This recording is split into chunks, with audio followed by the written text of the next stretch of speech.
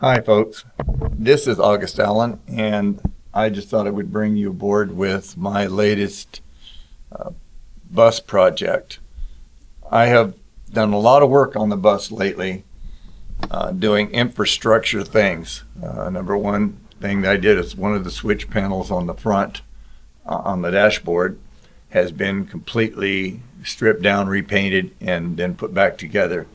And look, it has an excellent paint job. I didn't do a good job on that paint job, but there's just so much time in the day in the summertime, and I chose to keep on working, doing painting work and infrastructure work on the bus. So let's get right into this. This is a beautiful dashboard panel that goes on the right-hand side of the dashboard, and it used to have, originally, this was a big air gauge, but because we have one engine, I have a speedometer on the other side and the tach on the other. This is the old tachometer right here. It is a truck craft made in the United States 30 years ago. I put this tachometer in there, and it has a problem.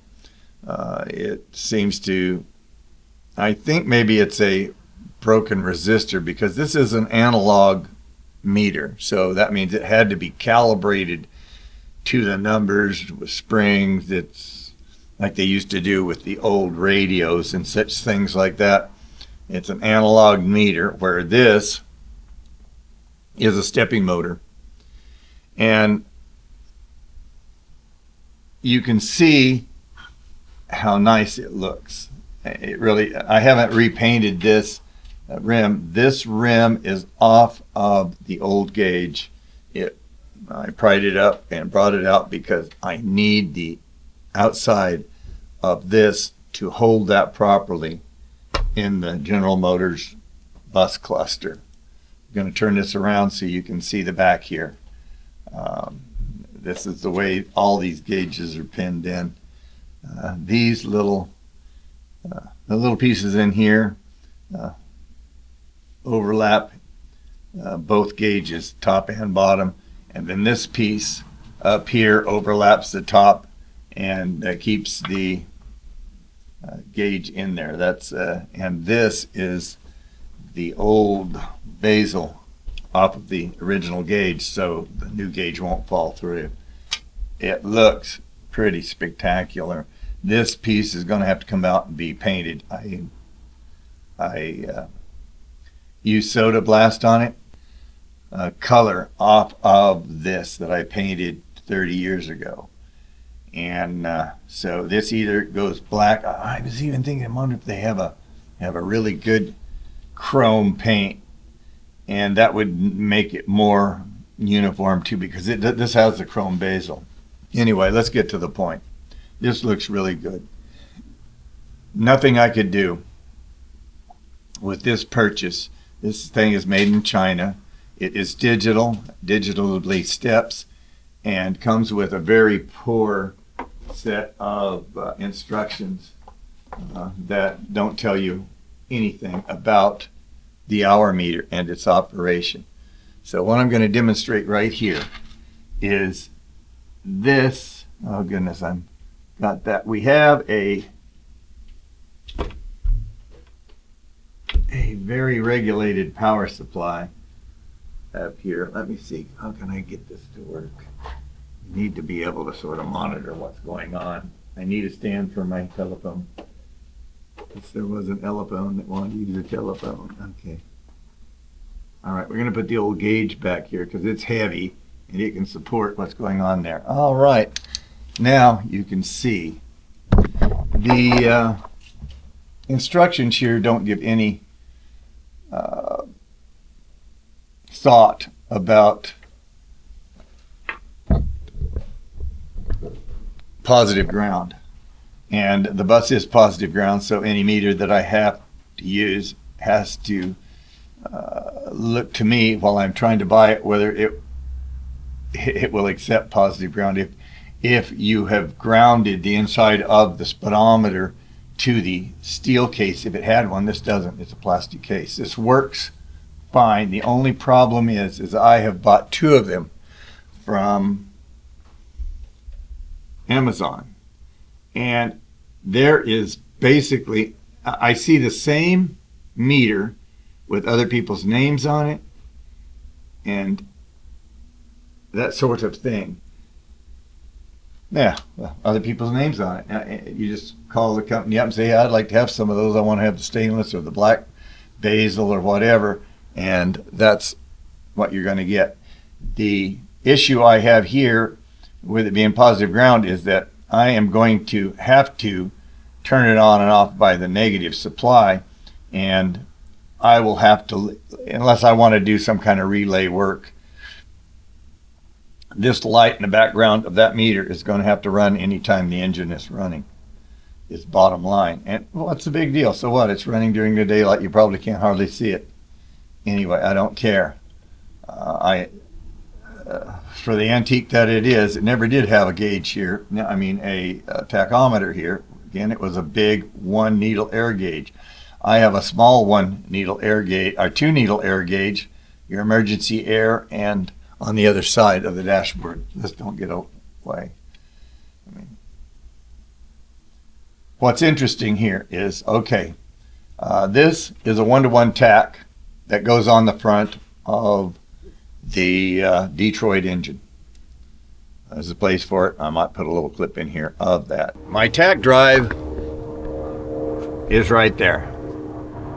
And you screw that, you put a little oil in the Tach Drive, you screw it on there tight, and it seals the oil in there, so to speak. And the engine oil is running in there. It's a 1-to-1 ratio because it is a 2-cycle engine.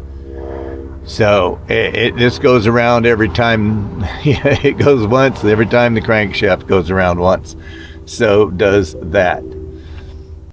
But anyway, this is a alternator 1-to-1. Every time the engine turns over, this alternator turns around once on magnets, so it creates a analog. It's not entirely square wave, but it is an analog signal, so it has a peak and what. So here I'm going to run here we are, we're running the tap. There you can see it. There's our about where we're going to run that engine right in there. We will not go over 2400, and then it goes all the way to 30. The drill stops a little bit under that. But that's the demonstration of how this tack works. Now, it only gives you a hookup on the instructions. Where are the instructions? They're right here. There's 2 of them.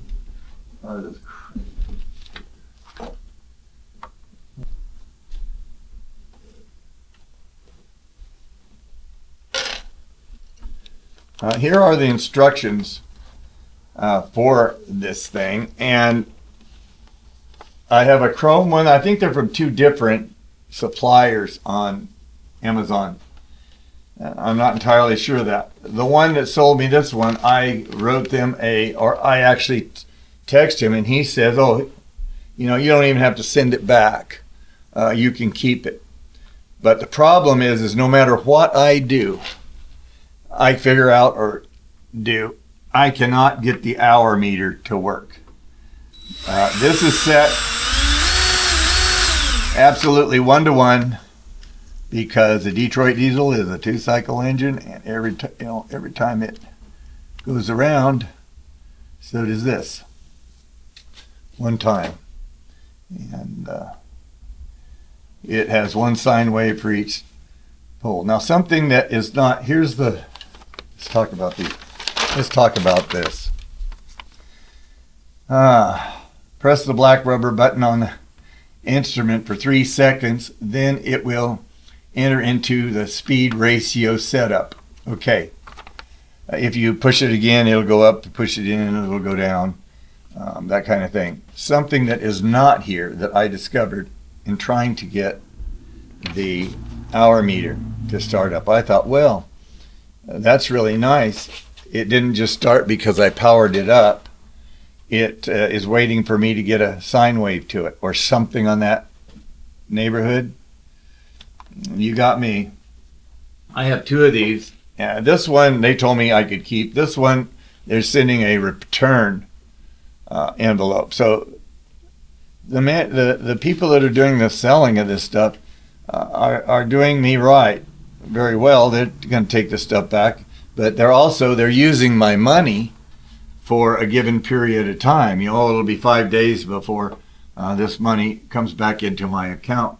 Well, I went and looked at my Amazon account, and it does not reflect anything of I can keep this and I don't have to send it back and they're going to put it back into my account. Well, if I see it go back into my account, I guess that will be the end of it. But as far as I'm concerned, that conversation with technical support did not do anything on my page account for it. It's tough to find a correct piece that will work perfectly with your machine. And I would really like, this is digital entirely. It's mathematically has a spot in there, and it supposedly is very accurate as opposed to being an analog piece that you have to calibrate that way. This is all a physical calibration. Now, here's something I discovered in trying to figure out, is there some secret way to get this hour meter to start registering that the engine is running? Now, perfectly would be to be able to read the sine wave. Nobody can offer me. That's what I've told Amazon, that, hey, if somebody can tell me what I have to do to make the hour meter function, hey, I'll keep both of them. They're cheap. They're like giving these away, and then you can find something, it goes up to $150 real quick. These things are like $30 a piece. And the hour meter doesn't work. This looks beautiful. It has a beautiful piece of glass on it. And there's nobody to tell me what this is. Does this have its owner's manual? Yeah, but I was told this is the owner's manual does not have the product company name on it, at least not in English where I can read it. They don't give the proper dimension. They are not giving the proper dimensions for this, so that you could, outside of the bezel, the inside where you have a view of the body of the meter, and then the outside diameter of this meter is not shown in that manner, so you can be sure. If I did not use the bezel from the original meter, this is the way it has always looked, is right there, the same size, except that the bezel of the original meter, the one that meter I put in 30 years ago, well, that meter is back there holding up the phone so I can see what's going on. But I'm very impressed with, if they let me keep it, like they're saying. And we'll see. I've got let it go for a couple of days more. We'll get back, and I will approach this technical support again about that, because if they want it back, I'm not keeping it. I will send it back on their dime if they want it. They don't want to pay for that, because they're going to sort of let me keep this. But watch this. Here is something I want you to see.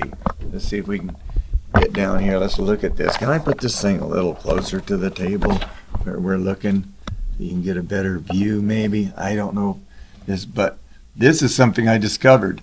And this is not on the owner's manual. Anything about this is not on the owner's manual.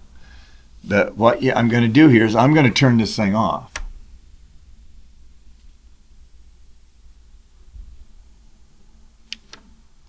And now I'm going to hold in the button, and I'm going to turn it on.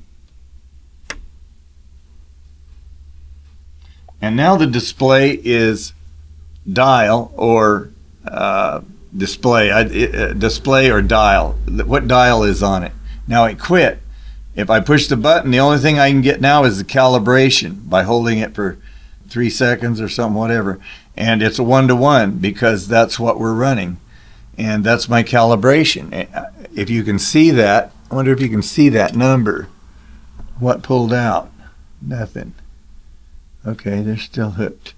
But the calibration number showed up when you push this, and that's a 1-to-1. Well, that works. But if you turn it off, again, I'm going to demonstrate. It goes to, and I have run the meter after changing the dial face, and it acts exactly. There's a 35, and it ends up going full scale to 25 around in there somewhere because it thinks that there's 35 full scale over here. And that sort of could mess you up if you didn't know what it was and you could let it get by. And all you need to do is change the parameter once. It's pretty hard, but there it is. You turn it on. There it is. D. It's 3,000. So now I pushed it in. Oh, look at there. Now it's 55.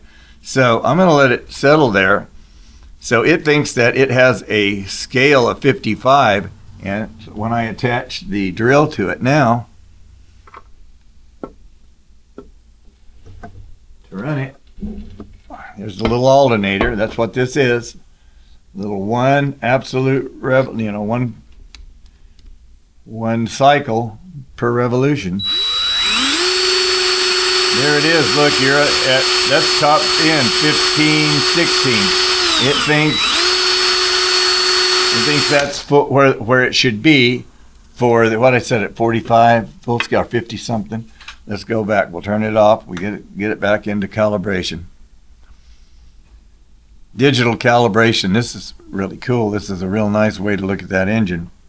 Okay, I'm going to hold in the button on the back of the meter, and I'm going to turn it on. And it will display when it gets done. Uh-oh, I didn't get it done right. All right, I wasn't holding it. It went right to, all right, button in. Okay, there's D55. We want to go down. It's already went to 70, and we want 3,000. That's the full scale on the dial right there. And that is what's set there. So it has a dial setting, and then a 1-to-1 on when I push the button now, hold it for 3 seconds. When I push the button now, hold it for 3 seconds. That's where you see the HO, hold it for 3 seconds again. See, it's 1.0.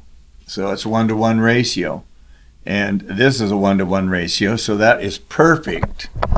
That's perfect for the Detroit engine, the 2-cycle engine. They're into 4-cycle engines now, so this is old technology, but I remember very well the 71 series engines, and there's actually even a 1-cylinder 71. They made a few of those. Seems to me like they ran a generator on a submarine or something. I don't know, but this is very digital. When it finds a speed, boy howdy, it stops there. You're not used to the gauge finding. They see right there, and I go up a little bit. It finds where I am, and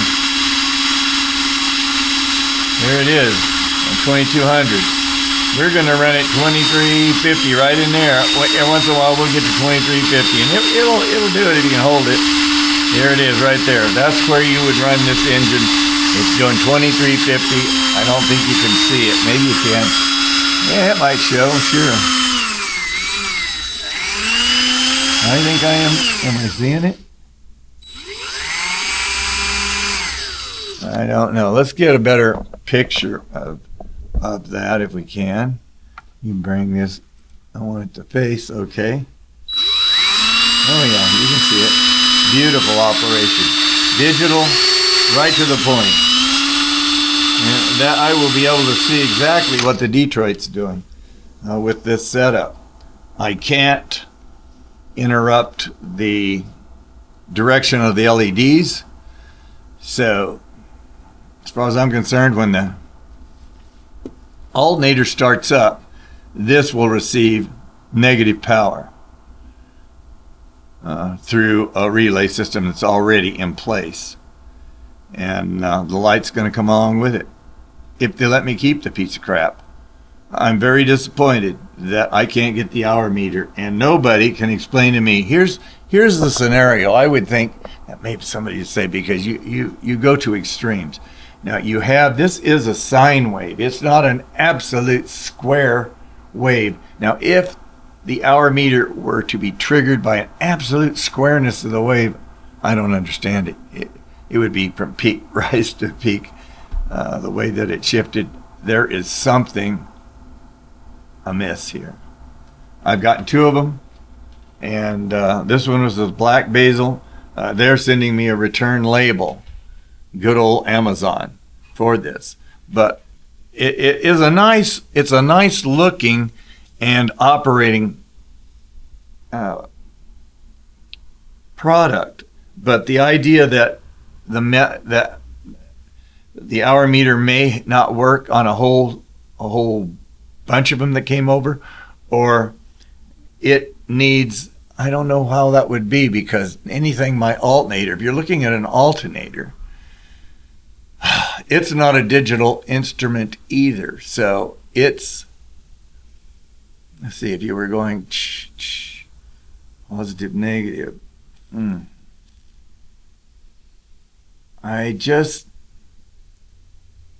well, maybe it's more digital through the diodes than it would be through my, that's full wave. I don't have an answer. I just can't, I can't use these. I may, well, I could use it. This needs to be painted. This is just, what I want to point out about this right off is that these,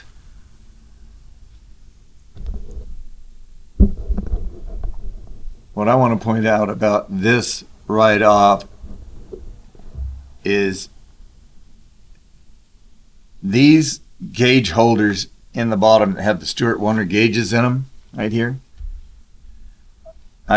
These are bored 40 thousandths on a very, very precise milling machine. They are very thin where the gauge sits up on top of them. But I was really sweating bullets when Victor was programming, doing this milling work at the finest military machine shop you ever did see. And Victor was a absolute master, amazing with programming these CNC mill that he operated. He operated mills and a CNC lathe that changed its own tools and did a lot of things and changed the parts automatically. Anyway, he machined these out, put it, set it up on a block of wood, put some screws in it, and just absolutely dead zero bored those out 40 thousand, 20 thousandths on each side. They are very thin, but they are there supporting those Stewart Warners. Now, if you were to put a set of AC gauges in, fine, stick your, you're only talking 10 thousandths or 20 thousandths on each side, and it would not look bad if you just feeler gauge them in. Because they're a little bit larger than the old AC, but I don't even see gauges with that size difference. Seems to me like they're all this Allen Bradley, this Stewart Warner. I'm looking at other gauges. I've seen a gauge that has it's red over here, and at 12 it goes from there to 18 in the green. I believe 12 to 18 in the green. Then it goes into a sort of a white to 24.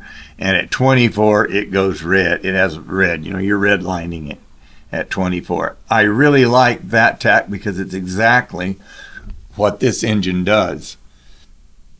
This is an 8V71. It'd be a 6V71, a 671.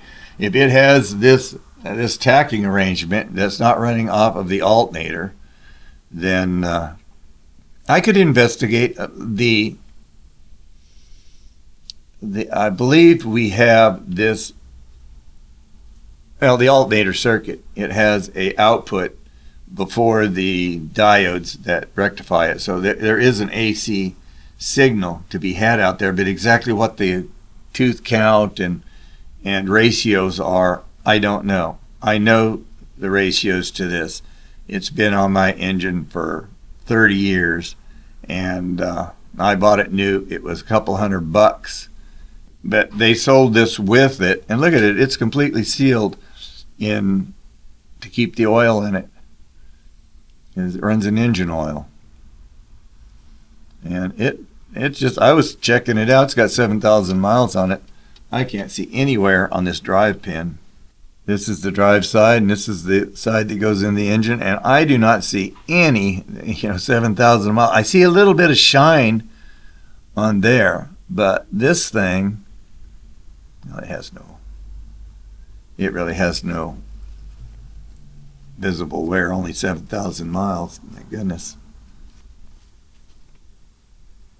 But I had to get this. This was it was quite a job to get something to work in the first place, and that original tack was really nice. The problem I have with that one, well, it wasn't a problem. It has an hour meter that's registered 1,000. I've got 1,000 hours. Anyway, this was my experience with this gauge. They do not give, they give you the inside diameter. Oh no, this is the outside. Oh, 3.5. You need 3 5/8 to not go through the hole. Inside dimension of the gauge right here. And that sucks. How do they expect to sell these? I mean, except for somebody like me that takes chances sometimes. I got 2 meters that don't work in the same fashion, and I have nobody to support this other than, hey man, we're going to give you your money back. You don't even have to send this stuff back.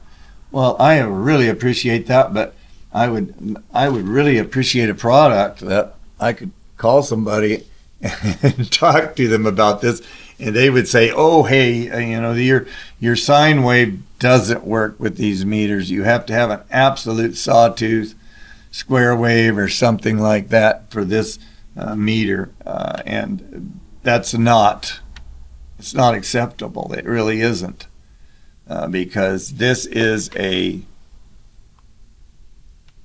method, a 1-to-1 Detroit engine.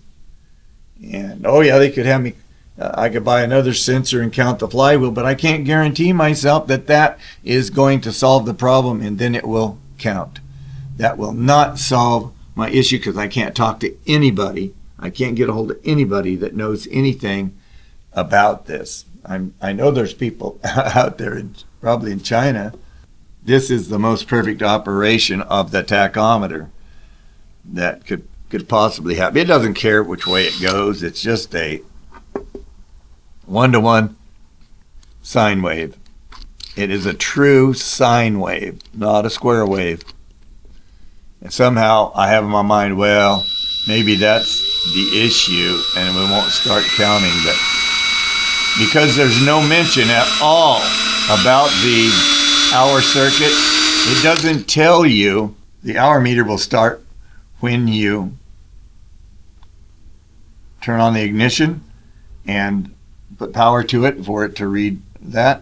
It could either do it that way where the engine wasn't running, and or it would see the sine wave and start counting. But as far as I can see, the only thing I can do with that display is I can change the dial face number, and I can change the ratio. And the changing the dial face is not even noted in the owner's manual. They say owner's manual. You know, there's no service manual with this. I appreciate that. Oh yeah, this is just a $30, $39. I see the price, $25 for this meter with different names on it, a little bit different, but still the same meter. And I just wonder what's the problem here? This is August. Please, comments. Tell me if you've had the same problem with the same meter. And what do you think?